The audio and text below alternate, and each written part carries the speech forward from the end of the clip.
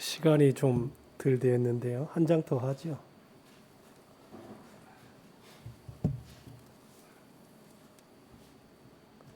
시간이 한 5분 남았어요. 한 3분 남았어요. 저 위에 찬송을 하나 더 해주세요.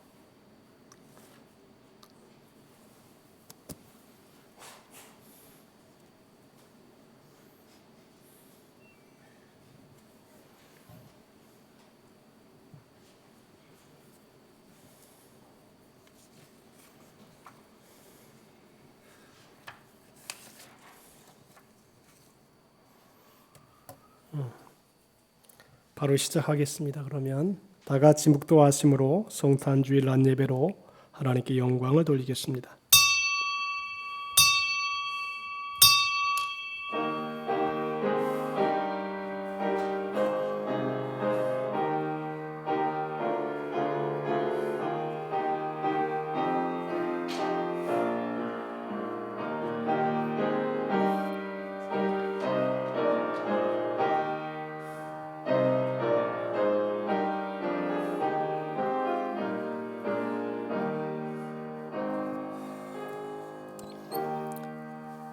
참빛 곧 세상에 와서 각 사람에게 비추는 빛이 있었나니 그가 세상에 계셨으며 세상은 그로 말미암아 지은 바 되었으되 세상이 그를 알지 못하였고 자기 땅에 오매 자기 백성이 영접하지 아니하였으나 영접하는 자 곧 그 이름을 믿는 자들에게는 하나님의 자녀가 되는 권세를 주셨으니. 어둠 속에 빛으로 이 땅에 강생하신 주님, 오늘도 하나님의 사랑하는 자녀들이 주 앞에 나와 신령과 진정으로 예배를 드리며 성탄에 오시는 예수 그리스도의 은혜를 기억하며 감사하며 그 의미를 우리의 마음속에 새기고 주의 뜻을 따라 살고자 하오니 오늘 예배할 때 성령께서 함께 하시고 우리의 모든 지은 죄를 용서해 주시기 바라오며 말씀과 성령으로 새롭게 하시어서 하나님이 기뻐하는 선한 뜻을 분별하여 주의 뜻을 이루어 나아가는 하나님의 모든 자녀들이 되게 하여 주옵소서. 예배할 때 한 사람 한 사람의 마음과 심령을 붙들어 주시고 평강 주시기 원하오며 예수님의 이름으로 기원하옵나이다. 아멘. 다 같이 일어나셔서 38장으로 하나님께 영광을 올립니다.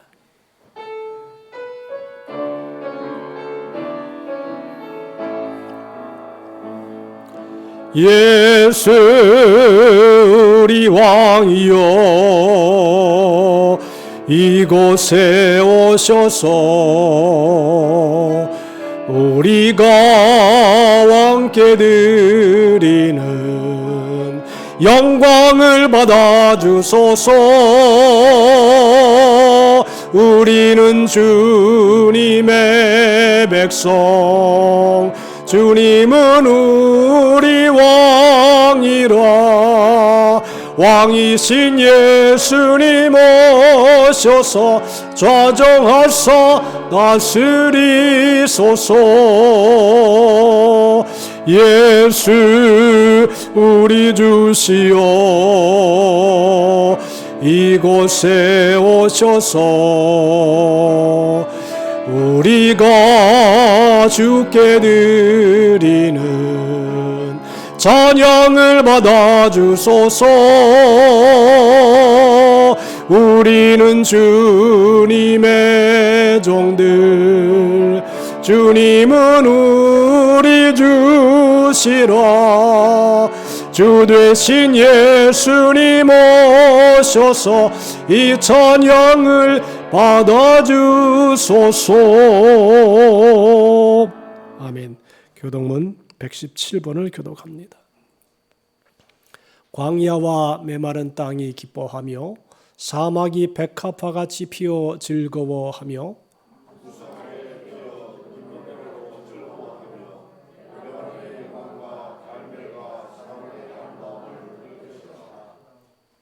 그것들이 여호와의 영광 곧 우리 하나님의 아름다움을 보리로다.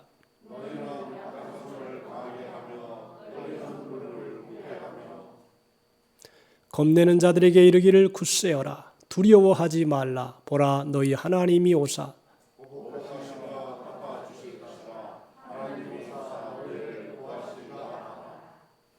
그때에 맹인의 눈이 밝을 것이며 못 듣는 사람의 귀가 열릴 것이며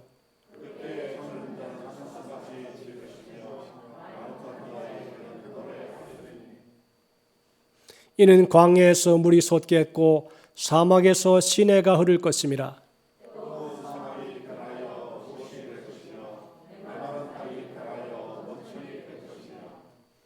승냥이의 눕던 곳에 풀과 갈대와 부들이 날 것이며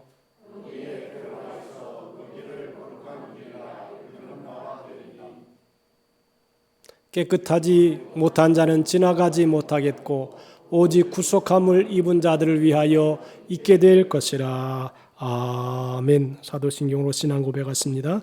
전능하사 천지를 만드신 하나님 아버지를 내가 믿사오며 그 외아들 우리 주 예수 그리스도를 믿사오니 이는 성령으로 잉태하사 동정녀 마리아에게 나시고 본디오 빌라도에게 고난을 받으사 십자가에 못 박혀 죽으시고 장사한 지 사흘 만에 죽은 자 가운데서 다시 살아나시며 하늘에 오르사 전능하신 하나님 우편에 앉아 계시다가 저리로서 산 자와 죽은 자를 심판하러 오시리라.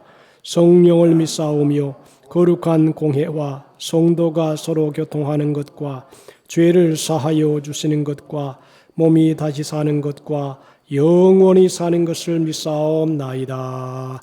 아멘. 앉으셔서 찬송가 122장으로 하나님께 영광을 올립니다.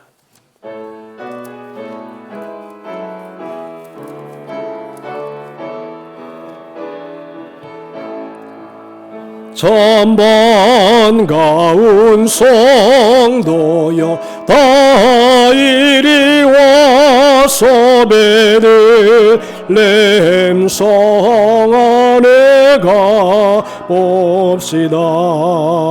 저 구유에 누이신 아기를 보고 엎드려 절하세 엎드려 절하세 엎드려 절하세 구준하셨네.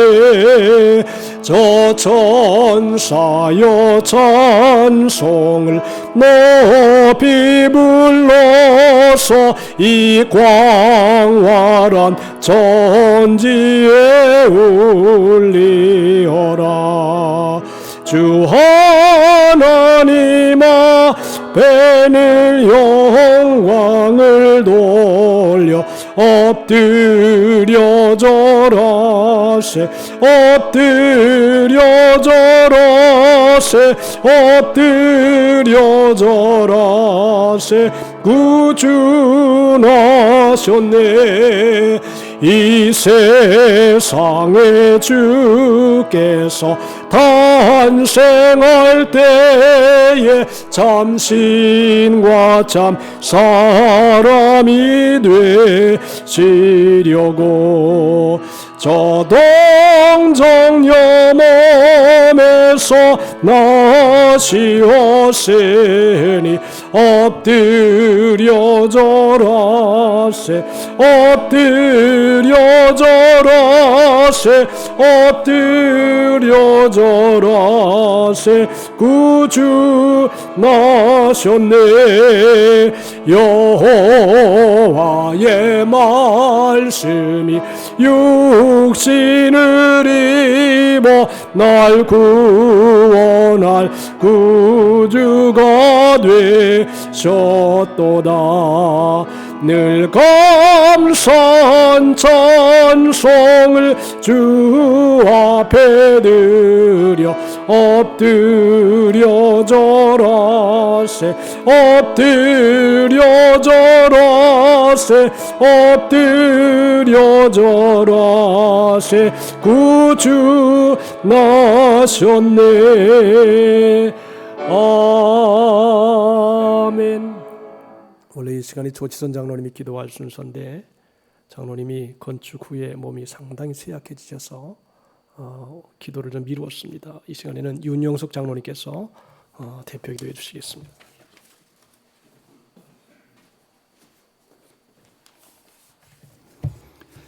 존귀와 영광을 홀로 받으시기에 합당하신 하나님 아버지, 지난 한 해 동안 전 세계가 코로나 확진 사태로 혼란한 가운데 우리를 불꽃 같은 눈동자로 지켜보아하시고 오늘 복되고 거룩한 성일을 맞아 신령과 진정된 마음으로 예배드리게 하심을 감사를 드리옵나이다.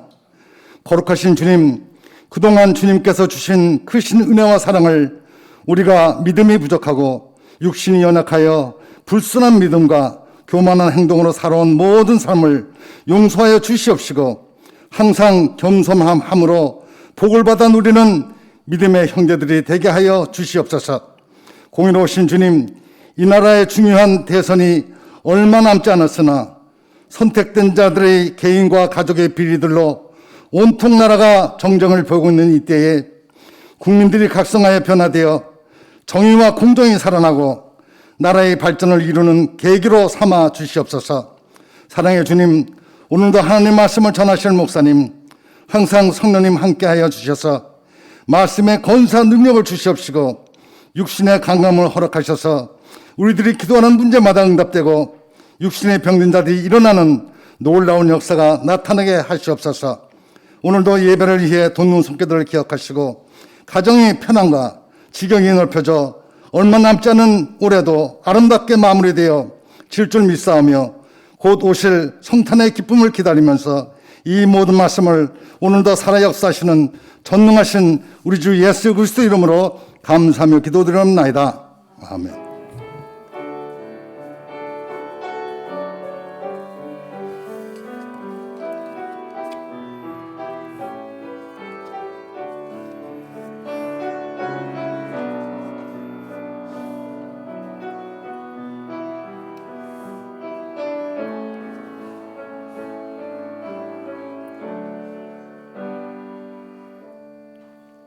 하나님의 말씀 마태복음 2장 4절로 6절을 봉독해 올립니다. 왕이 모든 대제사장과 백성의 서기관들을 모아 그리스도가 어디서 나겠느냐 물으니 이르되 유대 베들레헴이 오니 이는 선지자로 이렇게 기록된 바 또 유대 땅 베들레헴아 너는 유대 고을 중에서 가장 작지 아니하도다. 내게서 한 다스리는 자가 나와서 내 백성 이스라엘의 목자가 되리라 하였음이니이다.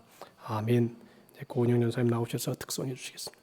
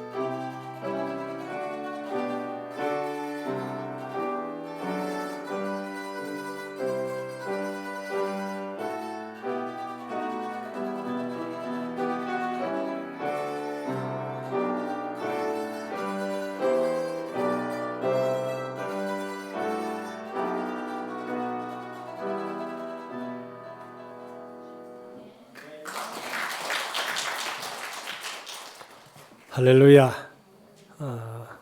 이제 우리가 3월 달이면 대선을 앞에 두고 있습니다. 하나님이 좋은 지도자, 하나님을 두려워하는 지도자를 뽑을 수 있도록 은혜를 주시고, 또 우리 국민들도 깨어 있어서 새로운 역사를 맞이할 수 있도록 기도하시고, 오늘도 우리 교회가 이제 은혜 속에 성전이 잘 건축이 된 다음에 하나님의 큰 은혜의 역사가 일어나도 우리 합심으로 다 같이 한번 일어나서 주의 일 차하고 통성으로 기도합니다. 주님 감사합니다. 오늘도 성령님 함께 해주시옵시고 예배 후에 주님 임재하여 주시어서 주의 평안함이 우리 가운데 충만한 시간 되게 하여 주시기 바라오며, 이 나라의 민족의 대선을 앞두고 있습니다. 하나님을 두려워하는 대통령, 백성들을 잘 다스릴 수 있는 지혜로운 대통령이 뽑혀질 수 있도록 역사해 주시옵시고, 하나님이 기뻐하는 선한 역사가 나타나도록 인도하여 주시옵소서. 하나님 우리 아버지시여, 이제 하나님 은혜 속에 성전이 건축되어 싸우니 하나님께서 긍휼과 자비를 베풀어 주시고 은혜를 넘치게 부어 주시어서 하나님의 교회가 은혜 속에 성령으로 충만하게 하시고 바른 길을 걸어가게 하시며 진리 가운데 행하여서 우리 한 사람 한 사람이 변화되어짐으로 주의 영광 나타나게 도와 주시옵소서. 오 성령이여 충만하게 채워주세사 주의 은혜가 우리 안에 넘치게 도와주시옵시고 주님의 평안을 하나님의 백성들에게 부어주시기 바라오며, 이 땅에 하나님을 영화롭게 하고 하나님을 기쁘시게 하는 공의와 진리의 역사가 일어나게 도와주옵소서. 오늘의 성령으로 함께하여 주시옵소서. 감사하며 예수님의 이름으로 기도합니다. 감사하라 내 영혼아, 감사하라 내 영혼아, 감사하라 내 영혼아, 내 속에 있는 것들아 다 감사. 송축하라 내 영혼아, 송축하라 내 영혼아, 송축하라 내 영혼아, 내 속에 있는 것들아 다 송축하라. 할렐루야. 우리 서로 축복합시다. 하나님이 당신을 사랑하십니다.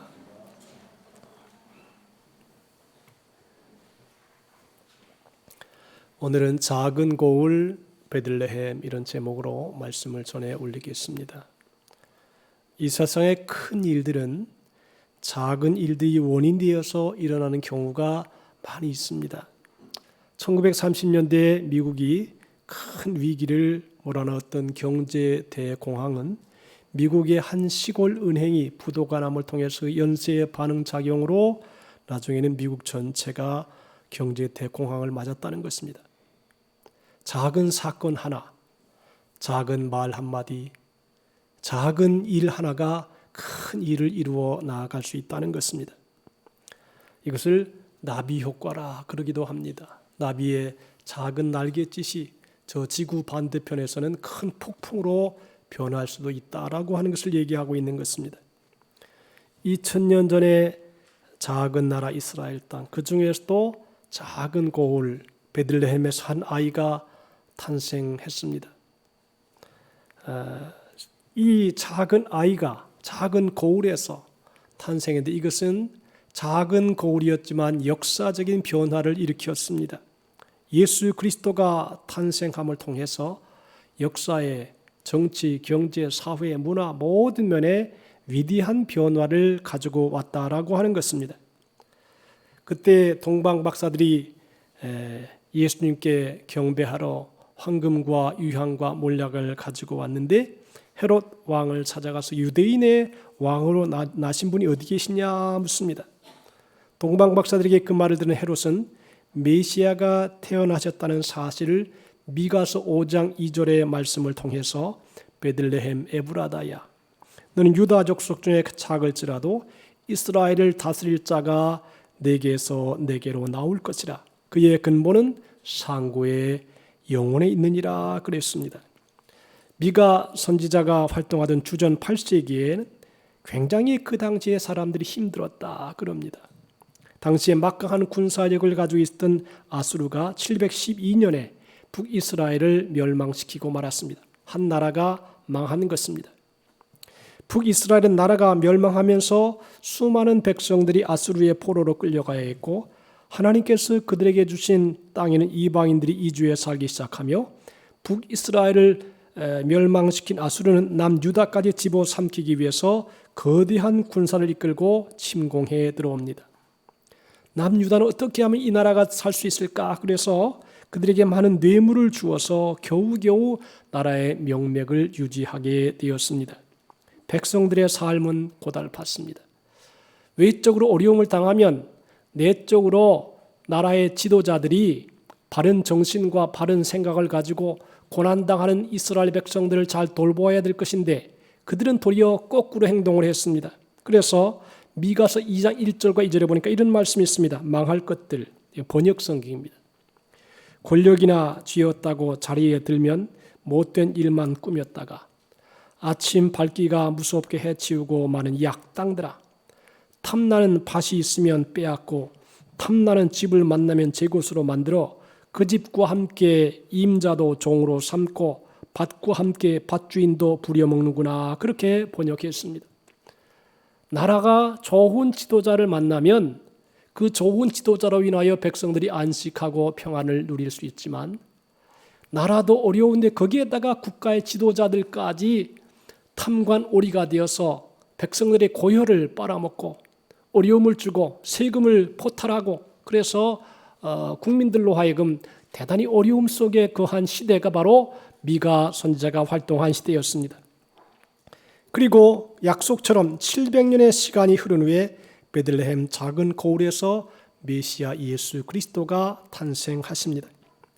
이스라엘은 강대국의 지배를 받고 있었고 700년 후인 예수님의 탄생 시대에도 미가 시대와 다름이 없는 어려움을 겪었습니다. 이스라엘은 로마의 지배를 받고 있었고 로마의 세금을 바쳤습니다. 그 당시 황제 가이사가 아구스토가 호적을 내려서 호적을 명령했습니다. 이 왜 호적을 명령했냐면 국민들이 어디에 얼마가 있는가 잘 파악을 해가지고 세금을 떼어내기 위해서 호적을 명령한 것입니다. 황제 가이사 아구스토가 백성들을 잘 다스리려고 한 게 아니라 호적을 조사한 것은 어려움을 이렇게 백성들에게 주려고 한 것입니다. 그런데 그 당시에 만삭의 몸을 이끌고 마리아가 나사렛에서 베들레헴으로 오게 됩니다. 나사렛에서 베들레헴까지 거리가 약 150km라고 합니다. 지금이야 150km면 한 3, 40분이면 갈 수 있는 그런 거리지만 옛날에는 교통이 많이 발전되지 않은 그런 시대였기 때문에 이것을 걸어서 또는 나귀를 타고 힘들게 150km를 걸어가야 됐습니다. 만삭이 된 마리아가 시대적인 상황에 의해서 가이사 아구스토가 호정령을 내려서 먼 길을 걸어가는데 대단히 힘이 든 것입니다. 출산일은 다가오는데 출산하면 장수가 없습니다. 여관은 만월이고 일반적으로 생각하는 우리가 말구유에 탄생했다고 하지만 이것을 자세히 살펴보면 말구유에 탄생한 것이 아니라 나귀구유에 탄생했다 그렇게 볼 수 있습니다. 왜냐하면 말은 전쟁에 사용하기 때문에 일반 평범한 농가에서는 키우지 않았습니다. 농가에서는 주로 농사일에 유용한 나귀를 많이 사용했다는 것입니다. 나귀는 이스라엘 백성에 있어서 굉장히 중요한 농사의 수단이었습니다. 교통수단이었습니다. 그래서 나귀는 이스라엘 백성들이 어려울 때 무거운 짐을 걸머쥐고 물건을 나다 주었고 산악지대를 오르내리고 그리고 생활에 아주 유익하게 사용되는 것이 이 나귀였습니다. 여러분들 성경에 종종 말에 대한 이야기는 많이 나옵니다. 이 말이라고 하는 것은 전쟁을 상징합니다. 이스라엘 민족 또는 다른 민족들이 몽골 민족들이 말을 타고 광야를 달리면서 민족을 정복하고 이렇게 다스려 나갔습니다. 그래서 말은 전쟁을 상징합니다. 말이 뛰었다 그러면 전쟁이 나는 것입니다. 그런데 나귀는 그와 다릅니다. 나귀는 백성들의 생활과 아주 깊은 연관성이 있어서 늘 함께 해주고 짐을 날라주고 동행해주는 거칠지도 아니하고 부드럽고 온유하고 온순한 상징이 나귀의 상징입니다. 말은 거대한 제국을 상징한다고 하면 나귀는 가난하고 볼품없는 농민을 상징합니다. 예수님이 이 땅에 오셔서 예루살렘 성에 입성하실 때에 말을 타고 들어가지 않으시고 나귀를 타고 들어가셨다라고 하는 것은 굉장히 깊은 의미가 있는 것입니다. 예수님은 정복자로, 예수님은 다른 사람을 억압하는 그러한 억압하는 사람으로 오시는 것이 아니라 예수님은 가난하고 병들고 힘들고 지친 사람들과 함께하는 나귀의 몸을 실으시고 예루살렘 성에 입성하셨다라고 하는 것입니다. 예수님이 이 땅에 오실 때 아주 비극적인 일이 있었습니다. 헤롯이 왕이 탄생하셨다 그러니까 2살 이하의 어린아이들은 다 죽이라고 했습니다. 여러분들, 이 지도자가 얼마나 악한 지도자입니까? 왕이 탄생하더라도 보통 30세 이후에 등극을 하게 됩니다. 정식으로. 그런데 헤롯은 이제 갓 태어난 아이들을 싹 다 남자아이들은 몰살시키라고 하는 것입니다.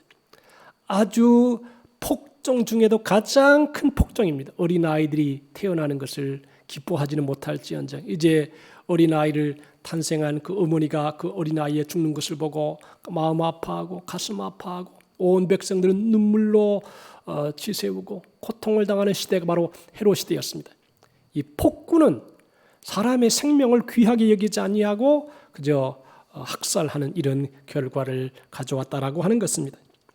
예루살렘의 상황에는 화려한 성전에 있던 대제사장이나 종교 지도자들도 백성들을 잘 돌보는데 이렇게 관리하지 아니하고 자기 이익을 챙겼습니다. 성전에서 재물을 가지고 그거를 매매해서 그 이익을 자기들이 챙겼습니다. 예배드리는 그 신성한 자리에서 이익을 챙깁니다. 물질을 챙겨서 자기가 부자가 됩니다. 이런 악한 지도자들이 바로 대제사장들, 예수님이 탄생할 때 지도자들입니다. 그러니까 예수님이 이 하나님의 내 집은 만민이 기도하는 집인데 내가 어떻게 강도의 구례를 만드느냐 그래가지고 뒤집어 엎어버립니다. 예수님의 분노가 나타나는 것을 성경에 볼 수 있습니다. 종교 권력이 세상 권력과 결탁하여 재물에 눈이 어두워 버린 것입니다. 권력의 중심지인 예루살렘에서 보면 베들레헴의 인구는 약 1000여 명 정도 되었다 그럽니다. 예수님 당시 예루살렘 인구가 약 3만 명에서 7만 명가량 되었다라고 하는 통계가 나옵니다. 베들레헴은 그대로 작은 시골 마을입니다. 보잘것없는 마을입니다. 그리고 예루살렘은 권력이 집중되어 있습니다. 종교적인 권력, 정치적인 권력. 그래서 백성들을 통치해도 좀 편안하게 통치해 주어야 되는데 어려움을 줍니다. 세금을 무겁게 매겨서 어려움을 줍니다. 여러분 잘 아는 것지만 삭개오는 세리장이었죠. 삭개오 세리장이 왜 멸시와 천대를 받습니까? 백성들을 편안하게 하고 행복하게 만들어야 되는데 세금을 막 잡아 당겨서 요새 이렇게 돌아가는 현상을 보니까 국가에서 세금을 참 많이 때리는 것 같더라고요. 심심하면 얼토당토않게 세금을 때려요. 그래가지고 백성들이 행복하고 평안하게 살지 못하도록 그렇게 만들어가는 정치가 아닌가 그렇게도 생각이 됩니다. 왕이나 사내들인과 같은 정치 권력뿐 아니라 대제사장과 제사장들이 몰리는 종교 권력의 중심입니다. 예루살렘은 1년에 3번씩 명절을 지키러 올라옵니다. 많은 사람들이 와서 명절을 지키는데 그 중심이 바로 예루살렘입니다. 그래서 예루살렘은 많은 사람이 왕래하고 화려하고 번화가 같은 곳이 바로 예루살렘입니다. 그에 비하면 베들레헴은 아주 촌입니다. 사람도 오고 가지 아니하고 보잘것없고 알아주지도 않는 그런 베들레헴입니다. 이것을 이제 원어에 보면 베들레헴 떡집이라 그럽니다. 보잘것없는 동네 베들레헴입니다. 그 작고 초라한 베들레헴에서 예수 그리스도가 탄생하시게 됩니다. 자, 여러분들 작은 고을, 작은 마을, 보잘것없는 동네, 시골 동네에서 예수 그리스도가 태어나게 됩니다. 이것은 대단히 깊은 의미를 우리에게 던져주는 것입니다. 여러분들 사람이 태어났다는 것 참 위대한 인물이었다는 것 중요해요. 어제 어느 목사님이 재미있는 설교를 했어요. 서울 가면 아주 번화한 도시가 많지요. 번화한 곳이 많아요. 그런데 어느 목사님이 설교를 하는데 뭐라 그러냐면 서울 웃기지 마라. 대통령 부산이 더 많이 났다. 이 서울 사람들이 많지만 대통령 하나 못 내는 도시 별 볼 게 없다. 그렇게 아주 그냥 비아냥거리면서 설교를 하셨어요. 근데 실제로 부산에서 대통령이 많이 나왔지요. 인물은 큰 도시에서 나오는 거 아닌 것 같습니다. 그래서 우리가 생각할 것이 뭐냐면 그 장소가 적다 할지라도 섬이라 할지라도 보잘것 없다 할지라도 인물이 탄생한다는 것은 굉장히 중요한 일이라고 하는 것입니다. 여러분들, 여러분의 가문에서도 하나님이 주신 축복의 인물이 탄생될 수 있기를 주님의 이름으로 축복합니다. 참 중요한 인물이 탄생한다는 것. 지혜로운 인물, 지혜로운 지도자, 지혜로운 학자, 굉장히 중요한 의미를 우리에게 던져준다는 것입니다. 어느 마을이냐가 중요한 게 아니라 그 마을에서 누가 탄생했느냐, 이것이 가장 중요하다라고 하는 것입니다. 여러분들, 예수님은 오늘도 아무것도 내세울 것 없고 사람들에게 억압받고 고통을 겪으면서 살아갈 수밖에 없는 곳에 우리 주님은 찾아오시는 것입니다. 외세의 침략으로 고통을 받고 권력자들로부터 착취를 당하던 미가 선지자 때에 작은 고을 베들레헴에 메시아가 오실 것이라고 예언을 하셨습니다. 베들레헴에 메시아가 탄생하시자 동방에서부터 박사들이 몰려옵니다. 참 이게 신기한 거예요. 제가 옛날에 여의도 순복음교회 선교센터에서 잠시 근무를 한 적이 있었습니다. 근데 참 신기한 게 그 조영기 목사님이라고 하는 분이 이제 교회를 부흥시키고 은혜 속에 잘 성장을 시키니까 전 세계에 있는 목회자들이 여의도 선교센터에 와서 훈련을 받는 거예요. 이야, 이거 그때는 이렇게 지나간 사건이었는데 지금 생각해 보니까 대한민국이라고 하는 나라가 그렇게 큰 나라가 아니에요. 지금부터 한 30년 전, 20년 전 뭐 그렇게 알려주지 않잖아요. 그런데 조영기 목사라고 하는 인물이 나서 교회가 막 부흥이 되고 새벽기도, 철야 예배, 금식기도 이것이 막 일어나면서 그 모든 신앙의 모델을 배우려고 여의도 순복음교회 선교센터로 다 몰려와서 11층에 그 강당이 있거든요. 거기에서 배우고 가는 모습을 보면서 야, 인물이 참 중요하다. 사람이 위대한 인물이 났다는 것이 중요하다. 동방에서 먼 땅에서 바벨론에서 베들레헴을 향해서 황금과 유향과 몰약을 가지고 사람들이 아무도 알아주지 않는 그곳에 이제 와서 경배하고 절을 하고 그래서 존경을 표시했다는 것입니다. 누가 탄생했느냐?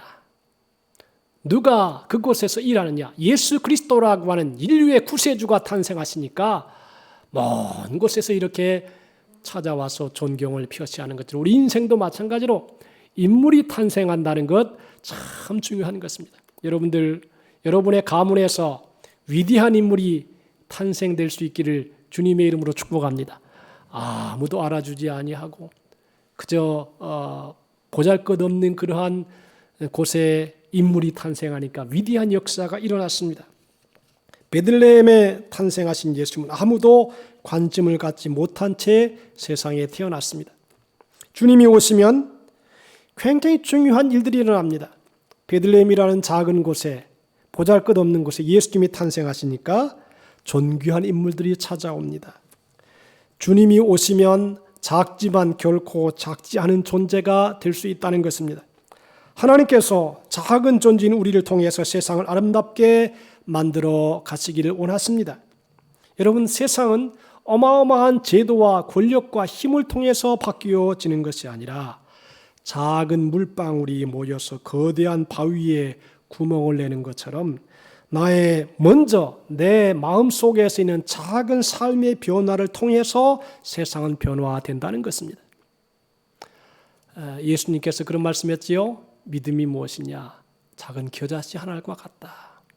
작은 겨자씨가 땅에 떨어짐에 그 다음에 그 작은 겨자씨가 뿌리를 내리고 잎이 피고 꽃이 피어서 이렇게 나중에는 나무들이 깃들이는 것과 같이 하나님의 나라는 작은 것들이 큰 역사를 이루는 위대한 은혜가 있다라고 하는 것입니다. 작은 물방울 하나가 똑똑 떨어지면 바위를 뚫습니다. 역사를 변화시킵니다. 여러분, 하나님께서 우리에게 뭘 보시느냐? 나의 지금 작은 행동 하나, 작은 말 하나, 작은 생각 하나, 이것을 보시고 그 작은 것을 통해서 역사를 변화시킨다라고 하는 것이 우리에게 교훈입니다.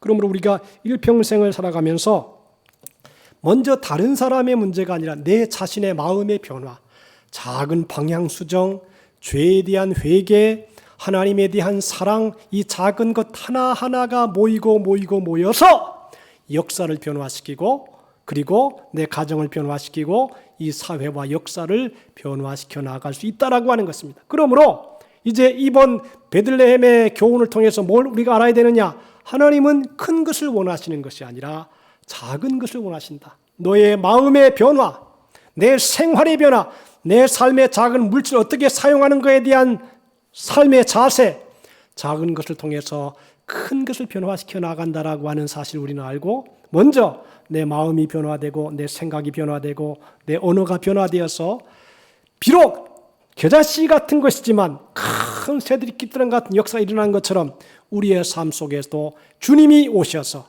이 놀라운 변화를 일으켜 내야 되겠다라고 하는 것입니다.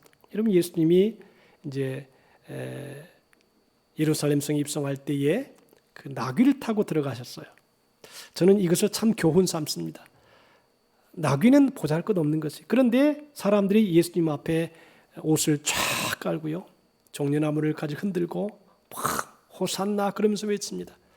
나귀는 아까 말씀했지만 말과는 비교가 안 됩니다. 말은 승리의 상징이고 영광의 상징이고 그리고 사람들이 알아주는 명예의 상징입니다. 그러나 예수님은 말을 타고 들어가지 않으시고 나귀를 타고 따박따박 들어가시는데 그 앞에 사람들이 외치고 찬송하고 영광을 올립니다.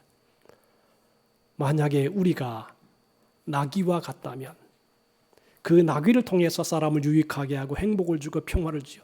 말은 따박따박 막 달려가면서 막 전쟁의 회오리 바람을 불게 하고 그리고 삶을 힘들게 하고 그 말이 한번 탁 지나간 자국에는 많은 사람이 피와 땀과 눈물이 펄펄펄 끓어 이렇게 내리는 것입니다. 흘러내리는 것입니다. 그러나 나귀가 지나가는 곳에는 밭을 갈아서 이렇게 일구어서 싹을 내고 잎을 피고 그리고 나무를 주어서 사람을 복되게 하는 그러한 일들을 나귀를 통해서 이루시는 것입니다.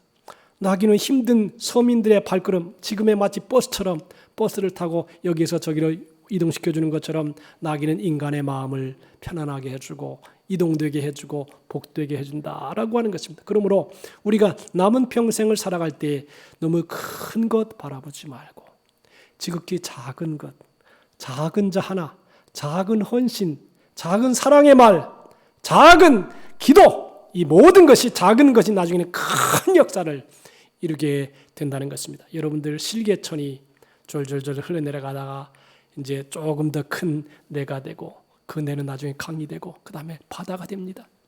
하나님의 역사라고 하는 게 처음서부터 바다처럼 강처럼 큰 게 아니라 실개천에 작은 물방울이 이슬 하나가 모여서 나중에 역사를 만들어내고 시대를 만들어내고 그리고 삶을 새롭게 하는 것입니다. 오늘 우리가 이 말씀을 보면서 작은 내 생각, 작은 내 마음, 작은 내 사랑, 예수님 그랬지요.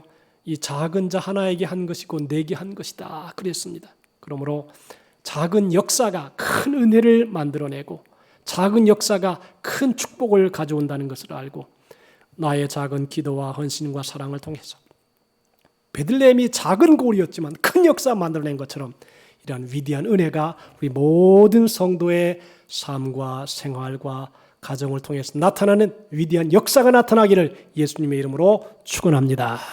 기도합시다. 하나님 아버지 감사합니다. 작은 고을 베들레헴에 주님이 강생하시는 것을 미가 선자는 예언했습니다. 오늘도 우리로 하여금 인생을 살아갈 때에 큰 것보다도 먼저 내 마음의 자세, 생각, 말, 행동 그리고 선행 조금씩 변화되어 큰 역사 이루어 나가는 우리 모두가 되게 하여 주옵소서. 작은 고을 베들레헴에 탄생하신 주님, 우리의 마음 속에도 탄생하시고 우리의 생활 속에도 말씀하시고 우리와 동행하시어서 일평생 주와 함께하는 거룩한 삶을 우리 모두가 살게 하여 주옵소서. 감사하오며 베들레헴에 강생하신 주님, 우리의 마음에, 우리의 가정에, 우리의 교회에, 이 나라 이 민족에 임재하여 주시어서 주의 평안함이 넘치는 축복된 생일을 우리 모두가 살아가게 도와주옵소서. 예수님의 이름으로 기도하옵나이다.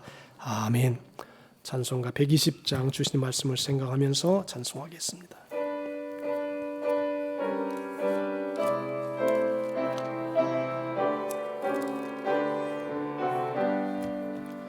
오 베들레헴 작은 골로 잠들었느냐 별들만 높이 빛나고 잠잠히 있으니 저 놀라운 빛 지금 깜깜한 이 밤에 온 하늘 두루 비춘 줄 나 어찌 모르나 온 세상 모든 사람들 잠자는 동안에 평화의 왕이 세상에 탄생하셨도다.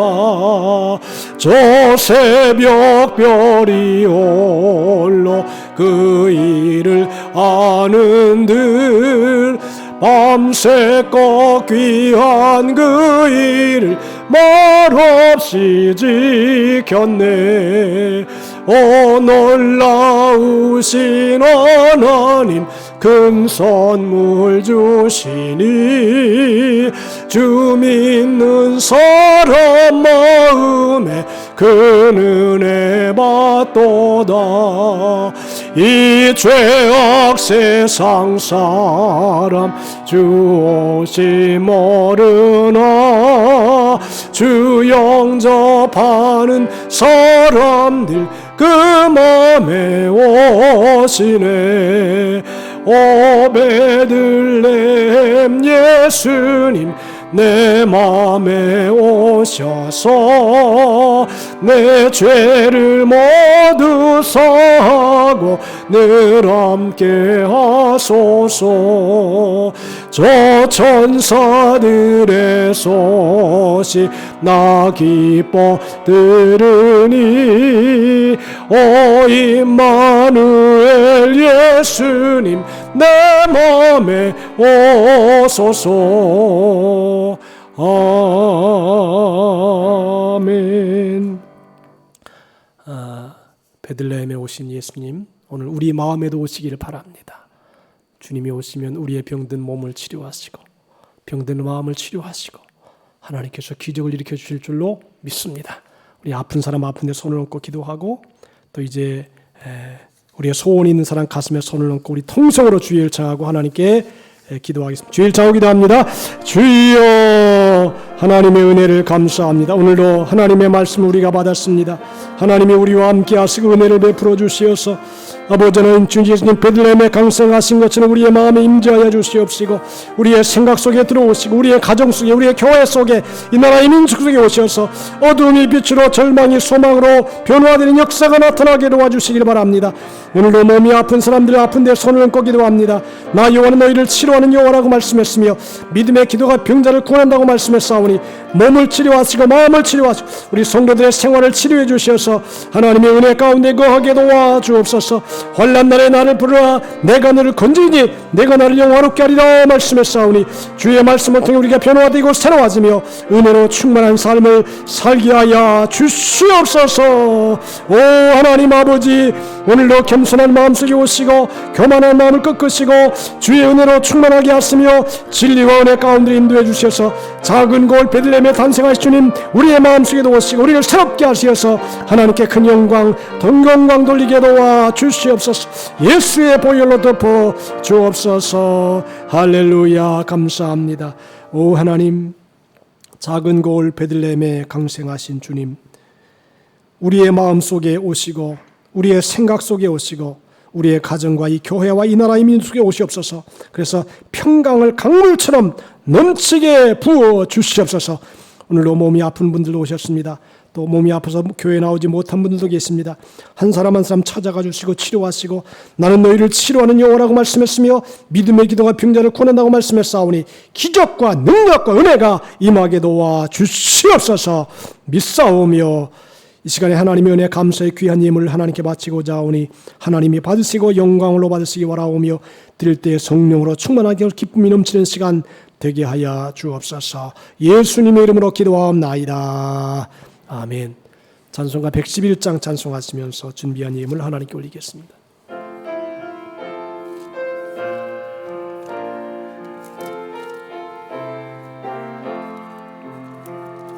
귀중한 법의 함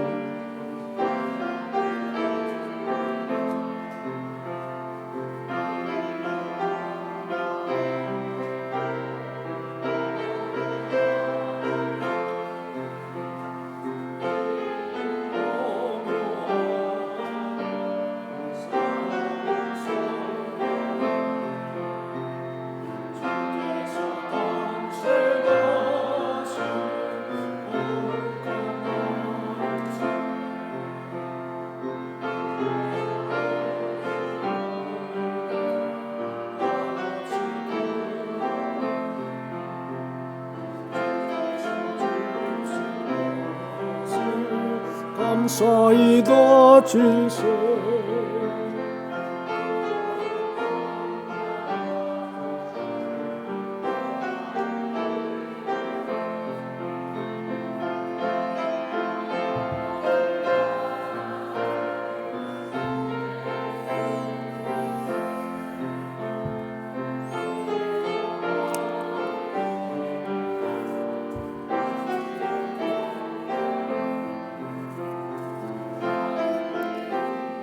영광 보고서 놀랐네. 전사의 기쁜 소식 목자들 듣고서 찾아와 경배하며 영광을 돌렸네. 아멘. 기도합니다. 이수환 장로님 성탄절 후원 감사 예물, 노복자 권사님, 양동주 선생님 기도합니다. 은혜로우신 하나님 아버지, 오늘 하나님의 사랑하는 자녀들이 주님을 사랑하는 마음으로 하나님 앞에 정성스럽게 예물을 올렸습니다. 성탄 감사도 11조 감사, 장학 헌금, 선교 헌금, 또 여러 가지 1,000번째 주일헌금을 드렸사오니 드린 손길, 생애, 삶, 일터 위에 하늘의 신령한 은혜와 땅의 기름진 것으로 복주시고 주의 평강이 넘치되 자손 천대까지 복을 받아 하나님께 영광을 돌리며 영육간에 풍성해서 남을 도와주고 베풀고 나누어주며 꾸어질도 부족함이 없는 풍성한 생애를 사되 살아가되 천대까지 복을 받는 삶이 되게 하여 주옵소서. 감사하오며 예수님의 이름으로 축복하옵나이다. 아멘. 이 시간에는 광고를 올리겠는데요. 좀 주목해서 봐야 됩니다. 먼저 지난주에 우리 교회에서 줌 세미나가 있었습니다. 이 줌 세미나를 하면서 여기 이거 좀 시설 여러 가지를 이제 갖춰 주셨어요. 그 목사님이 오셔서 우리 교회가 줌으로 드릴 수 있도록 완벽하게 세팅을 해놓고 갔습니다. 그래서 이 시간에 핸드폰을 다 꺼냈어요. 핸드폰을 꺼내시면서 핸드폰을 꺼내서 여기 그 영상에서 목사님이 하라는 대로 지금 해보세요. 핸드폰을 다 꺼냈어요. 그럼 앞으로 줌으로 예배드릴 수도 있고 회의할 수도 있도록 그렇게 할 것입니다. 위에서 영상을 틀어주면 핸드폰을 준비하세요. 딱 꺼내서. 그래서 먼저 어디까지 준비해야 되냐면 그 앱을 받을 수 있는 뭐라 그러지 이걸? 플레이 스토어를 먼저 준비를 딱 해놓으세요. 자, 예, 나오셨어요. 크게 소리가 안 나요. 소리가 안 나요.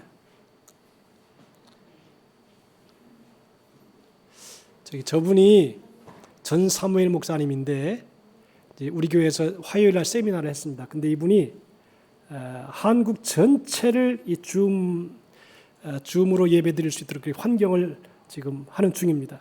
제가 이게 소리가 왜 그래 왜?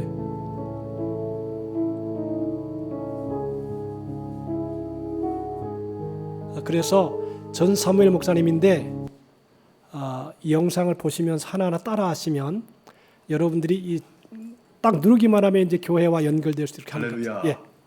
선교를 위한 크리스찬 기업 메타디아스 대표 전사무엘 목사입니다.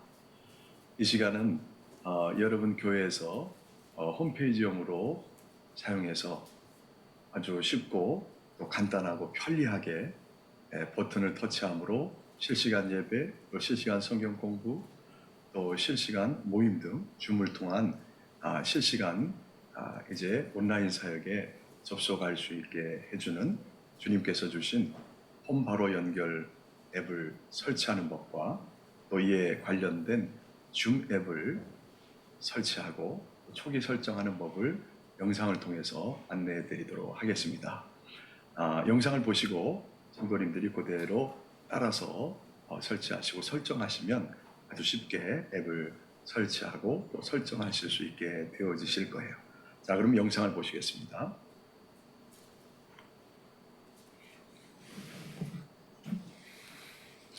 자, 먼저는 이제 홈 바로 연결 앱을 이제 설치하는 과정인데요.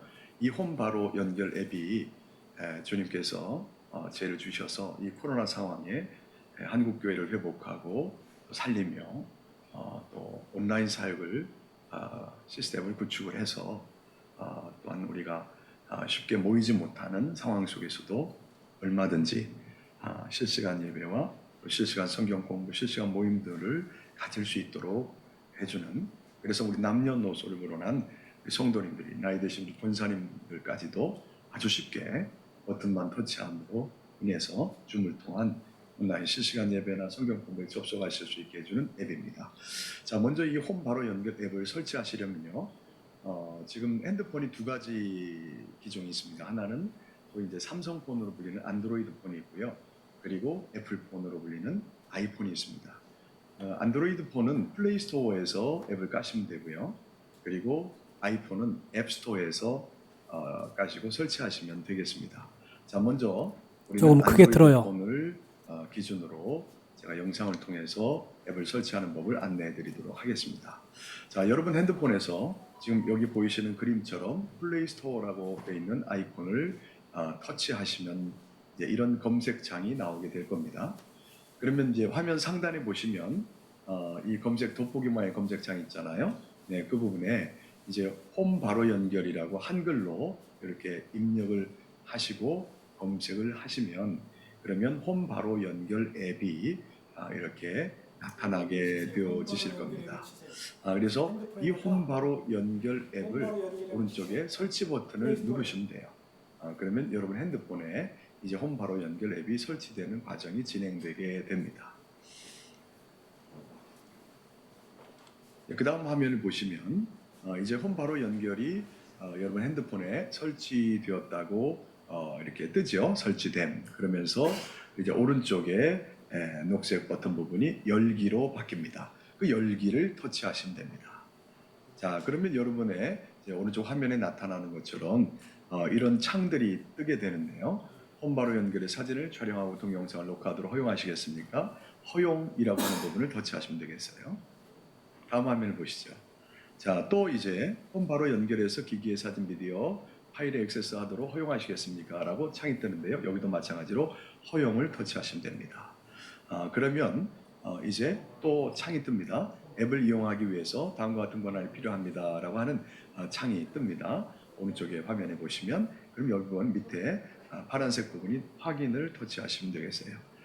그럼 이제 그 다음 화면을 보겠습니다. 그러면 이제 마지막 단계인 회원 가입 단계 창이 뜨게 됩니다. 이 부분이 가장 중요합니다. 자, 이 부분에 보면 이름을 입력하는 하얀색 부분의 창에 유저라고 영어로 되어 있지요. 자, 이 부분을 여러분이 백스페이스를 통해서 지우셔야 됩니다. 지우고 그 자리에 한글로 이름을 입력하시는데요. 이름을 입력하실 때 주의하실 점이 있어요. 반드시 먼저 교회 이름을 입력하셔야 된다는 거예요. 그래야 이제 저희가 관리자 모드에서 여러분 교회 이름으로 검색을 해서 이제 여러분 앱을 다 설정을 해드릴 수가 있습니다. 그래서 예를 들면 저희 교회를 예를 들면 저희 교회가 목양비전교회거든요. 그래서 뒤에 교회자는 빼고 앞에 그 교회 이름만 목양비전하고 이제 여러분 이름들을 거기다가 붙여서 입력하시면 돼요. 자, 다음 화면을 보시겠습니다. 자, 여기 보시면 뭐 세미나 2 전 사무엘 이렇게 돼 있죠. 세미나 2 자리에 이제 예를 들어서 보여드리는 화면인데요. 여기에 이제 여러분 교회 이름 앞 글자가 들어가면 되겠죠. 예를 들어 저희 교회 같으면 목양비전, 그리고 제 이름 전 사무엘, 그런 거 그렇게 하시면 됩니다. 여러분 교회 이름을 치시고 거기에 여러분 이름을 치시면 됩니다. 뭐 띄어쓰기는 상관없어요. 띄어쓰기 해도 되고 안 해도 되고 상관이 없습니다. 단 교회 이름은 명칭을 정확하게 입력을 하셔야 됩니다. 그리고 그 밑부분에 있는 앱 시작하기를 터치하시면 바로 오른편에 나오는 초기 화면이 뜨게 됩니다. 바로 연결 프로라고 뜨죠. 그러면 여러분은 이제 성공적으로 홈 바로 연결 앱을 잘 설치를 하신 것입니다. 그리고 이 상태에서 이제 저희가 관리자 모드에서 여러분 교회 홈페이지 앱으로 설정을 해드리면, 그러면 이제 여러분 교회 홈페이지 앱으로 화면이 적용이 돼서 바뀌어 나타나게 되는 것입니다. 그리고 이제 이 앱이 또 줌을 통해서 실시간 예배나 실시간 성경 공부나 실시간 모임 등으로 잘 이렇게 구동이 되게 하려면 반드시 줌 어플을 깔아야 돼요. 그리고 그것을 설정을 잘 해야 됩니다. 다음 단계는 이제 줌 앱을 깔고 초기 설정하는 법을 안내를 해드리도록 하겠습니다. 다음 화면을 보시죠. 자, 여러분이 일단 홈바로 연결 앱을 까시면 그 앱이 어디 있느냐? 여러분의 핸드폰의 밑부분에서 위로 이렇게 쓱 쓸어 올리면 설치된 앱들이 모여 있는 그러한 공간이 나타납니다. 바로 거기에서 이제 홈바로 연결이라는 앱이 위치해 있거든요. 거기서 찾으셔가지고 그거를 이제 이렇게 누르신 상태에서 드래그한다고 그러죠. 잠깐 스톱해요. 쭉 태호 형제 스톱.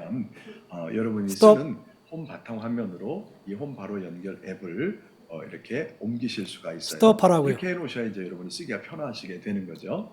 네, 스톱하라고. 다음 화면을 보시죠. 그리고 이제 줌 앱을 자, 저기 설치 되신 분 손 들어봐요 한번. 그러면은 이제 여러분들이 이게 적응하기 힘들어요. 그래서 따로 제가 가르쳐드리거나 또 다음에 또 앱을 할 수 있는 시간 드릴게요. 이거 하나 이게 굉장히 쉬운 건데 어려워요. 이렇게 다음에 하나하나 한 분 한 분에게 이렇게 가르쳐드릴게요. 저는 지금 이 앱에요. 우리 순복음 명림교회가 있어요. 그래서 아예 만들어 놨어요. 그래서 이거를 집어넣기, 여러분이 들어가기만 하면 우리 교회 건물하고 딱 나와요. 그러니까 여러분들이 지금 아무래도 개인적으로 힘든 것 같아서 하나하나 나중에 가르쳐 드리도록 그렇게 하겠습니다. 예. 그리고 광고 말씀을 올려드립니다. 광고 드릴 게 많습니다. 성탄절 12월 25일 오전 11시 예배 드리고 각 기관별로 준비한 특별 순서를 갖습니다. 인도는 이기원 장로님이 하시고 그 다음에 행운권 추첨을 하신답니다. 그래서 조그만 선물, 장로님 어느 정도 선물이면 되겠어요? 성의껏. 마음이 큰 사람은 큰 거 가져오고 마음이 적은 사람은 또 그렇게 가져오시면 될 것 같아요. 그래서 교회는 제가 여러분에게 선물을 큰 걸 하나 드릴 겁니다. 아마. 그래서 한 3, 4만 원 정도 되는 규모의 선물을 모두에게 드릴 겁니다. 가정마다 하나씩 드리라고 그렇게 생각하고 있습니다. 그 다음에 낮 예배 후에 목회협력위원회가 있고 12월 31일은 오후 11시에 송구 예배를 12시는 영신 예배를 드립니다. 12시 땅 치면 이번 2번 예배를 드립니다. 가만히 보니까 제가 예배를 드려보니까 그냥 11시 반서부터 쭉 넘어가니까 이게 의미가 없어요. 그래서 11시 마지막 예배를 딱 드리고 12시 딱 종치면 바로 영신 예배를 드리도록 그렇게 하겠습니다. 그리고 1월 첫째 주는 낮 예배 후에 공동예배가 있고요. 그리고 오늘 사진 촬영이 될까요? 다음에 할까요? 어떻게 할까요?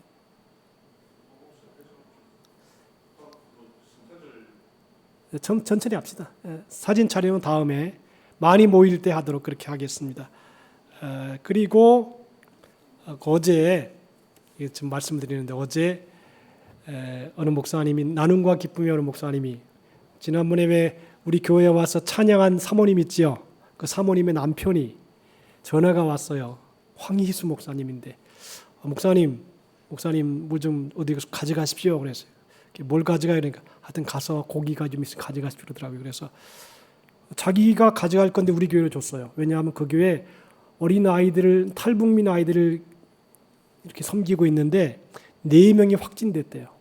그래가지고 목사님 우리는 못 가져옵니다. 그러니까 목사님 가져가십시오. 그래서 제가 이제 저 황령산에 가서 가져왔어요. 근데 고기를 가져왔어요. 참 섬기다 보니까 난 성교회에서 고기 나는 줄 처음이래요. 고기를 17개 됐죠? 권사님?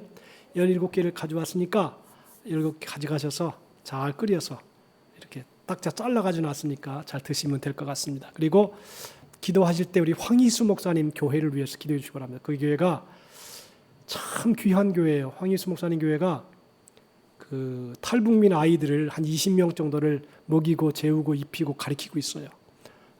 황희수 목사님을 기도해 주시고 또 탈북민 사람들을 위해서 봉사해 주고 있어요. 그래서 제가 어제 오면서 탈북민들에게 또 고기도 나눠주고 또 김치도 나눠주고 이렇게 해서 하여튼 일부러 여러분에게 일부러 우리 교회에서 지금 하는 말씀드리는 거예요. 우리 교회가 이런 일을 하고 있다.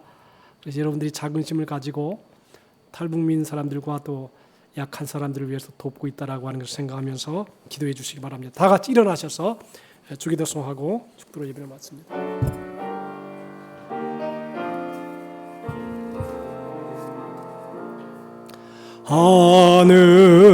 하늘에 계신 아버지 이름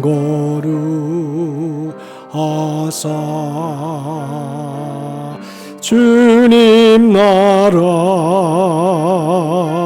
임하시고 뜻이 이루어지다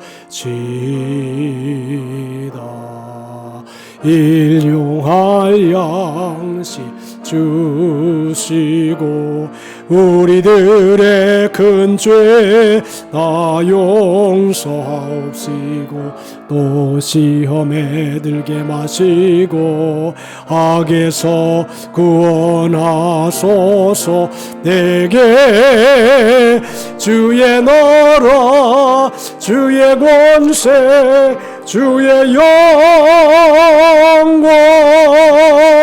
영원히